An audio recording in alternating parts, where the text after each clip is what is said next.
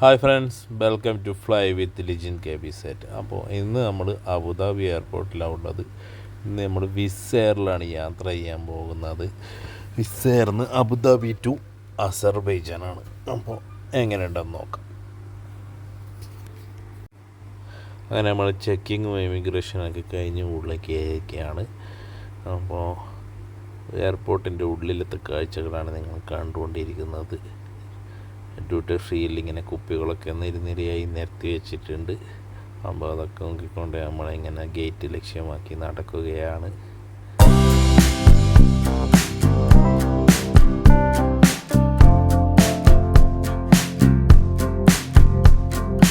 Guys, അങ്ങനെ aero ബ്രിഡ്ജിലൂടെ നമ്മൾ ഫ്ലൈറ്റിൻ്റെ ഉള്ളിലേക്ക് പോവുകയാണ്.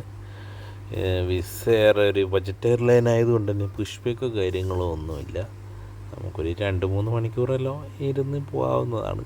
വേറെ അത്ര ഫെസിലിറ്റികളോ കാര്യങ്ങളൊന്നുമില്ല. ബജറ്റ് ആയതുകൊണ്ടാണ് ചെറിയ പൈസക്ക് ടിക്കറ്റ് കിട്ടുന്നതുകൊണ്ട് വലിയ കുഴപ്പമില്ല. പക്ഷേ സർവീസൊക്കെ കൊള്ളാം, സീറ്റുമൊക്കെ കൊള്ളാം. പക്ഷെ പുഷ്പയ്ക്ക് ഇല്ലാത്തതൊരു അപാകതയാണ് ഞാൻ മനസ്സിലാക്കിയെടുത്തോളം. ബാക്കിയെല്ലാം ഓക്കെ.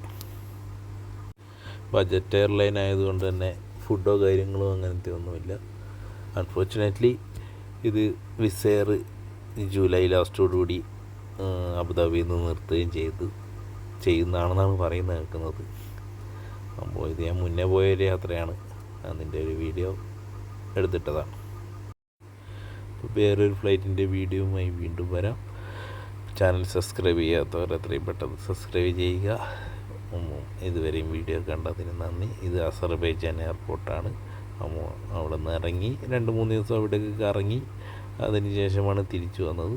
തിരിച്ചു വരുമ്പോൾ ഫ്ലൈറ്റ് കുറച്ച് ലേറ്റായിരുന്നു. കുറച്ചല്ല, ഒരു 4-5 മണിക്കൂർ ലേറ്റായിരുന്നു. ലേറ്റായതിന് ഒരു കുപ്പി വെള്ളവും ഒരു സാൻഡ്വിച്ചുമാണ് തന്നത്.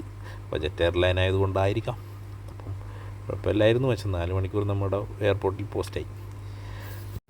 വിസ് എയർ സർവീസ് നടത്തുന്നതെല്ലാം എയർബസിൻ്റെ വിമാനങ്ങളാണ്. എയർബസ് A321 ആണ് എല്ലാ ഫ്ലൈറ്റും. ഇത് അസർബൈജാനിപ്പോൾ ഒരു തിരിച്ചു വരുമ്പോൾ എടുത്തതാണ്. അപ്പോൾ എല്ലാം പറഞ്ഞ പോലെ അടുത്ത വീഡിയോയുമായി വീണ്ടും വരാം. Good bye. Thank you for watching. Thank you for subscribe my channel.